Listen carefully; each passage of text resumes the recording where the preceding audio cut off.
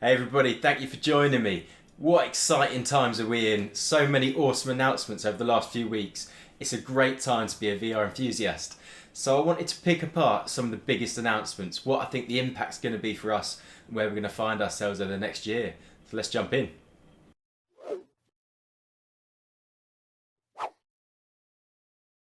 Right, now for ages, everything that's been happening in VR has been happening on the Oculus Quest 2. The reason for that, it's such a cheap device, it's funded by Facebook, and so many people are on board that developers can make a lot of money from creating products on it.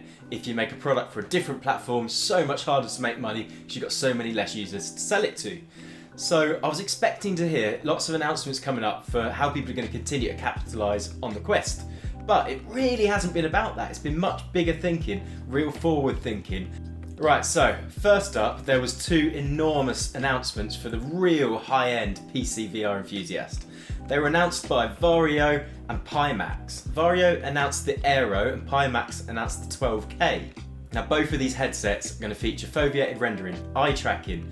They're going to have incredibly high resolutions. They're going to have refresh rates that go up to 200 Hertz.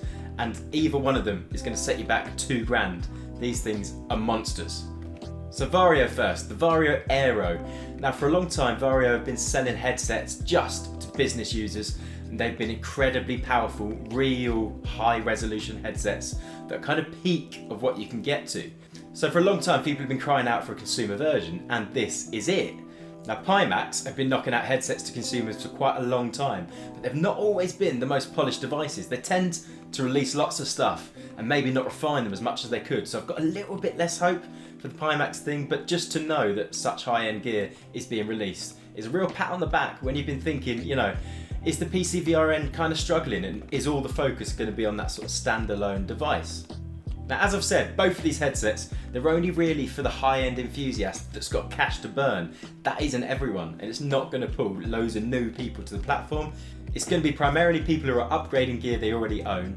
Now, the big win for existing Pimax owners is that Pimax are offering a ridiculous discount if you trade in Pimax gear you already own. I'm hoping that means that they're going to resell on that gear at a much lower price and just pulling people at their sort of lower end of their platform.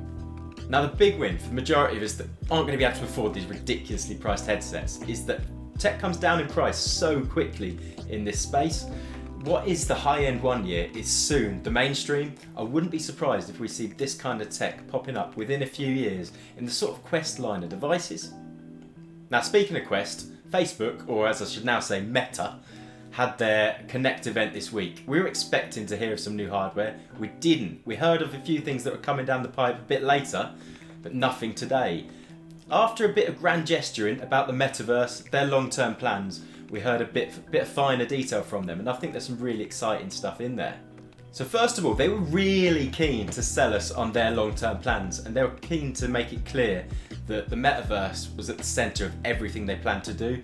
Now that's really cool, because what it does is it shows that the VR space for them isn't a minor thing. It's going to be something they're going to try and base their whole world around. That's one of the biggest companies on the planet.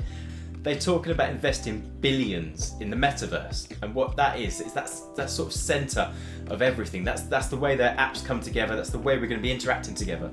Think of it as the sort of Ready Player One world. That's what they're trying to create, and they're trying to back. Now we've been dreaming of this world for quite a long time, and we probably didn't need to see all these clips that they're playing.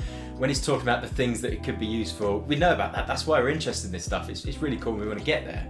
I put a poll on my community tab asking if people thought that the name change from Facebook to Meta was sort of progressive, pointless, or did you not even know the name changed? And the majority of people came back and said that the name change was pointless. Now, I see where people are coming from for that, and part of me does think that maybe it's just trying to take away the Facebook name, so when people buy a headset, they're not thinking about this sort of overlord company that we've come to know them as, but more as something bigger.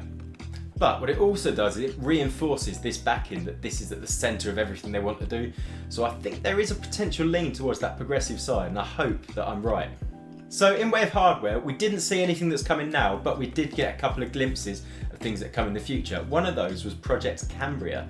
Now they described Project Cambria as not a Quest device, but something that would be compatible with the Quest line, but at a much, much higher end. So I think this is something that may be closer to the likes of things we've been seeing from Varjo and Pimax, now you know they're going to do it well. It's going to be polished, it's going to be thought out, and it's likely that the price will undercut that kind of position.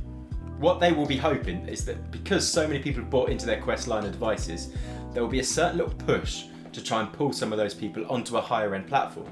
At the minute, there isn't an enormous range of games that really take advantage of the full power of a VR headset and a gaming computer. We've got a few, we've got Half-Life Alyx, we've got Microsoft Flight Simulator and a few other big names, but it quickly starts to run dry and there isn't much that's been announced that's coming soon.